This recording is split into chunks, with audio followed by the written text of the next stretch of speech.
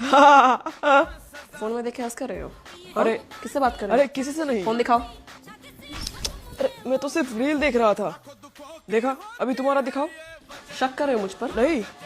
शक कर रहे हो? अरे हाँ? तुमने भी तो मेरा फोन चेक किया। Shut up! Get out! Nonsense. Sorry महारानी, माफ कर तुम्हें दो। पता है मैं सॉरी कैसे एक्सेप्ट करती हूँ? It's okay, it's okay, it's okay.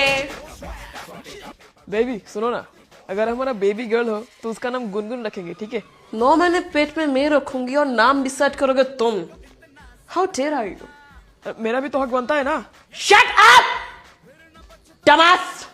सुनो, आज से तुम भी सिंदूर पहनोगे। शादी हम दोनों ने की है तो अकेले मैं ही सिंदूर क्यों पहनूं?